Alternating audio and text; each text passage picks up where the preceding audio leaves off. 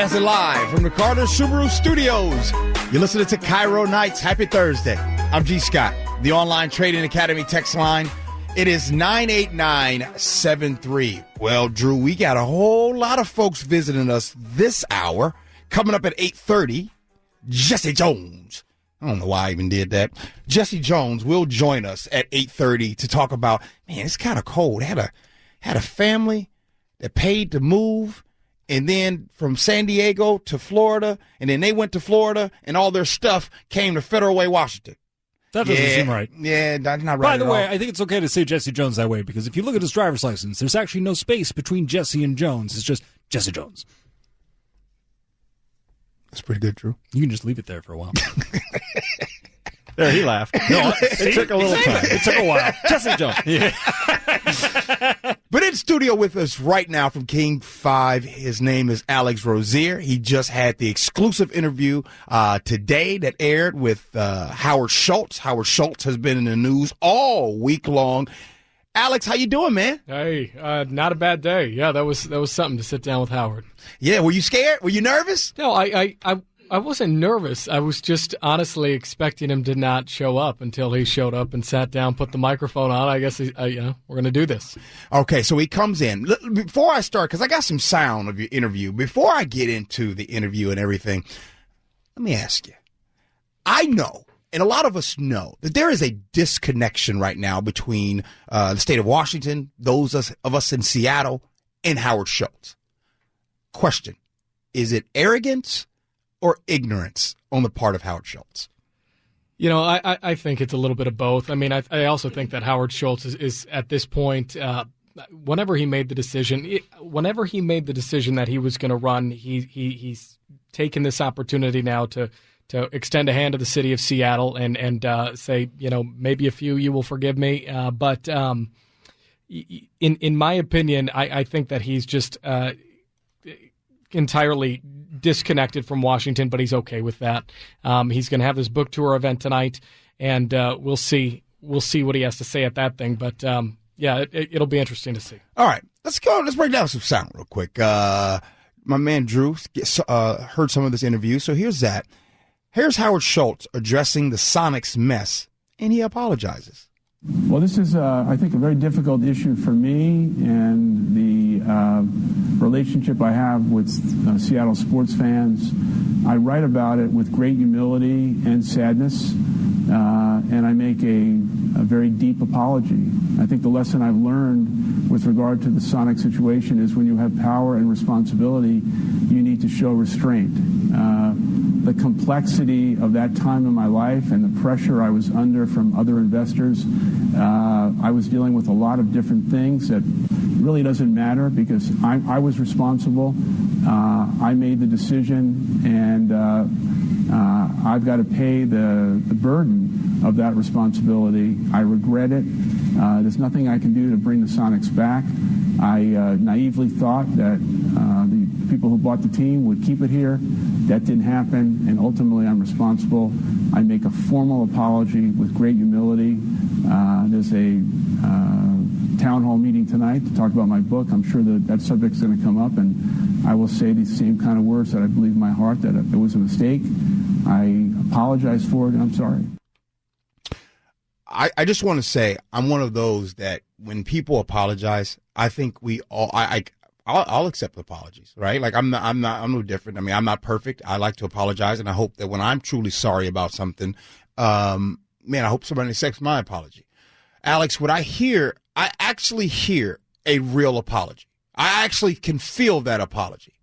Alex, my problem is why did he wait 12 years to give it? And when he did give it for the first time, he said it was in his book, and that means you had to pay $20 to dig in 300 pages. Right, yeah. It kind of feels like coming around again when you need something type thing, because we haven't heard from him. I mean, we got to remember this is the first time that Howard Schultz has ever answered questions on TV in a local television interview about the sale of the Sonics. And I think it wasn't until Donald Trump that he thought that he was going to run for president of the United States, and now he's potentially pursuing that position. He's now selling a book. Now he may need the support of people, whether that be buying a book or getting their vote. and now he shows up and he's asking for an apology. So, yeah, I think that there's some questions as to, is this a genuine apology, or is this just something he has to say because he's selling a book and maybe needing a vote? When he said about towards the end, when he said, well, I sold the team to some businessmen from Oklahoma, and I had no idea that they would take the team back to Oklahoma. I'm going to ask again, is that arrogance or is that ignorance? Yeah, I mean, I think it's a little bit of both, but I also think at the same time, look, I think that Howard Schultz would have never appeared again after. I think he was done with the Sonics when he sold the team, and potentially then, I can't speak for him because I didn't know him then. I met him today, actually, really, for the first time. But in my view, I don't think he was planning to run for president back then. And had he had that vision in his head at one point, I think that he probably would have thought about this a lot more. But I think at the time that he sold the Sonics, he just wanted to get rid of the Sonics, and he was going to take the best offer for him, whatever is going to make him the most money. And they unfortunately now took the team out of the city. And in my mind, Donald Trump's now in office, and now Howard Schultz wants that job, and now he's got to say something about his sadness and regret for that decision. I mean, obviously the city of Seattle is going to be very hard. It's going to be hard-pressed to forget all of that. And I know that it's a bigger deal. We were talking off air about how it could be the people in Iowa don't care about the Sonics necessarily. But would you take his losing the team from the city as a bit of an indictment on his ability to handle larger things? Yeah, I asked him that question. Time Magazine pointed out that they said that they think that his ownership of the Sonics is indicative of how he would govern this country if elected president of the United States. Kind of a I have problems, I'm going to just kick them down the road. And that's essentially what he did with the Sonics, and he sold the Sonics and they moved on down the road. But, he immediately directed to Starbucks. And, he said, since the 70s, our stock prices, he said, since 1992, I'm looking at his quote right here, stock price is up 24,000%, health insurance for all his employees for more than 25 years. He talks about the success of that company and his work there. I don't think anyone in this city is going to hear it. I think that the question is, will people across the country hear it? And that's what he's trying to do with this book tour and potentially now a presidential campaign. I just want to say that I go to Starbucks every single day. I will never doubt Howard Schultz when it comes to Starbucks. He has been a genius when it comes to that. I don't know that he could be a genius again. And we know he can be a genius when it comes to owning a team. And I don't know if he could be a genius when it comes to running the country, especially when he gives the answer, Brother Alex, of saying that I had no idea that they were going to take the team. Bruh, Clay Bennett is a businessman. He hosted the New Orleans team for a year, and then when David Stern took them away, he said, okay, well, let me go on up to Seattle and see what they're talking about. So he comes to Seattle, hangs out for a minute. Oh, you don't want the team, Howard? All right, I'll take it. Yeah, no problem. No, I ain't going nowhere. Hey, Oklahoma, you got that stadium built? Okay, Scary Rick, we out of here. So if you get bamboozled by Clay Bennett, what you think Putin going to do to you? Right. That's essentially what Time Magazine was pointing out. A lot of people are thinking that this week. So I think that what case he's going to make is let's just redirect here. And, let's look at Starbucks. And he said, I'm going to own my mistakes, and it's the Sonics. But I was successful elsewhere, and let's talk about that. Here's another thing. My fault, Drew. Go ahead. I was just going to ask, at the end of your interview, were you inspired?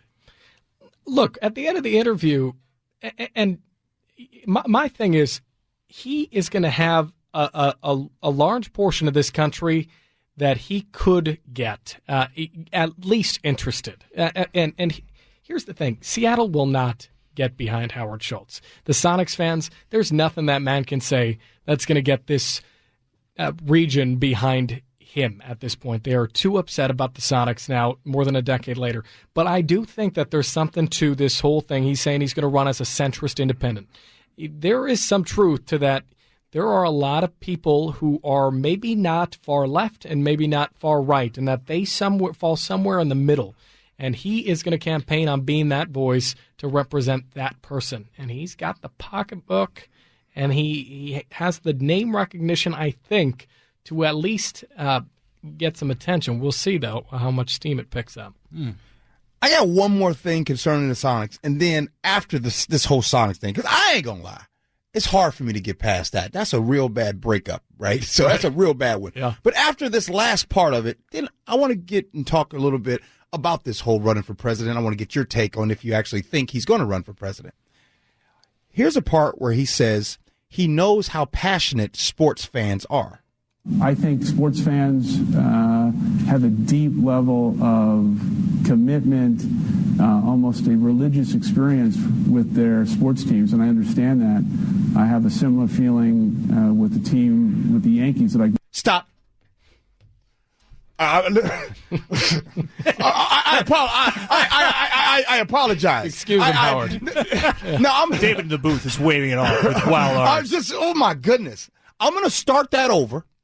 And this is where he talks about how passionate that he knows the sports fans are. He brings up religion. He knows how people are. And he's talking about what he's done to Seattle. And he has the nerve to bring up one baseball team that the city of Seattle despises. This is where you're disconnected. And if you cannot connect, here's my problem.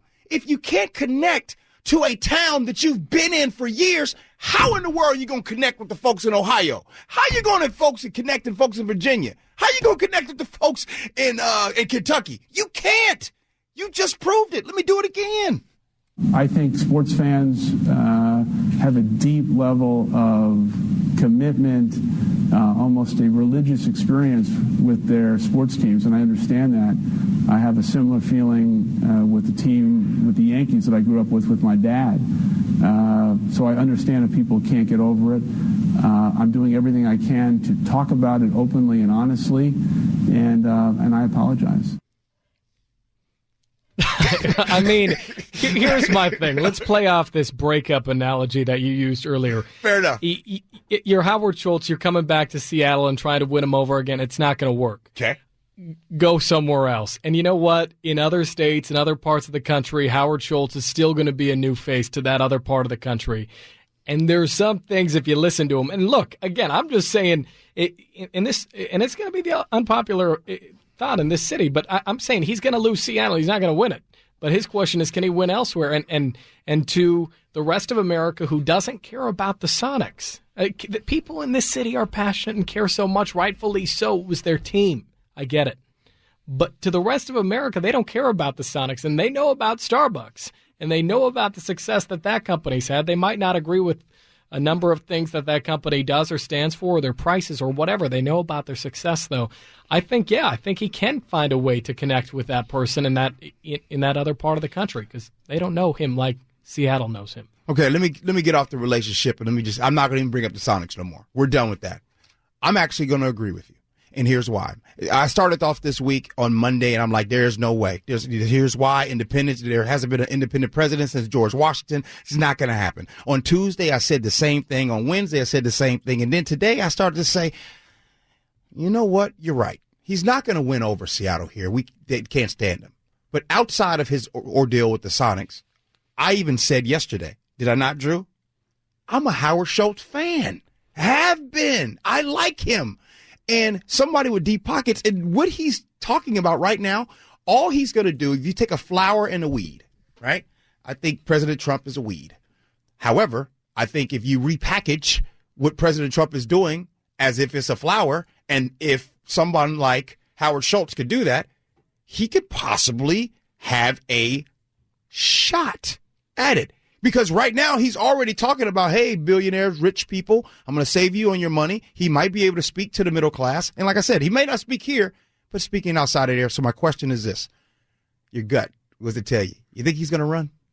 I do think he's going to run. Yeah, I mean, or he's just going to sell a lot of books. And that's the big question. Is he doing this to sell a lot of books, or does he actually want to run for president? Because everyone's talking about Howard Schultz on his book tour, and it's one or the other. But my gut is this, and you know, along the note earlier, you know, he talks a lot about growing up in the projects in New York City, and he talks about the American dream and his story, and how many people know Howard Schultz's story? I mean, and I didn't really until I started studying up for this interview. And I mean, this is a guy who grew up in the projects and had nothing, and then ended up running, what Fortune 5, one of the top companies in the world right now.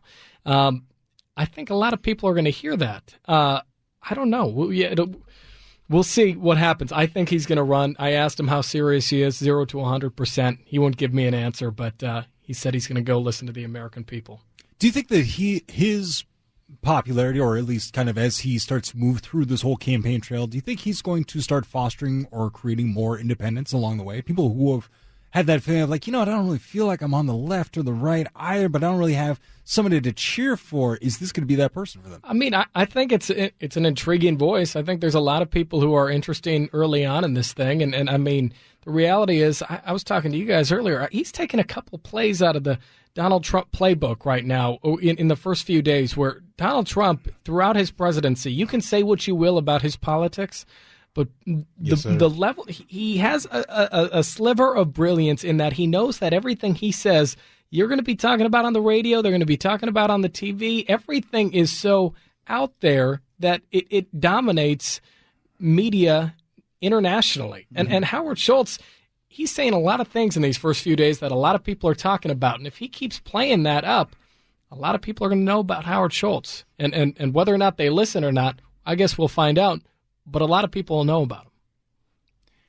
Well, thanks, Alex Rozier. I really appreciate you coming in. And, I didn't mean to get all emotional. But, man, I ain't going to lie. Look, man, that breakup with them Sonics was hard. It's hard work, Hey, I mean, let me be clear. I hear you, Sonics Nation. I hear you, but I'm just saying, and you're not going to forgive him. I get it, and I'm not telling you to or not to. But it's like, Sonics fans aren't the entire country. We'll see what happens. I don't disagree. I'll share it with you, and I shared this with Drew yesterday. Some people might know. Let me be very transparent. I'm a Howard Schultz fan. This is the same guy that my sister sent a letter to. Yeah. And he wrote her back. And then she got to set up an interview with Starbucks, and she starts working for Starbucks corporate, which that's her job today. Wow. So don't get it twisted. I like Howard Schultz. If we could just keep away the part in the relationship where he left me at the altar, that's all good. I love you, Howard. It's tough to forget. That interview on King 5. There it is. You guys can hear that. Let's go to King 5 and check out that interview. My main man, Alex Rozier, sits down with Howard Schultz. You guys have been listening to the KIRO Nights. Really appreciate Alex for coming in. I'm G. Scott.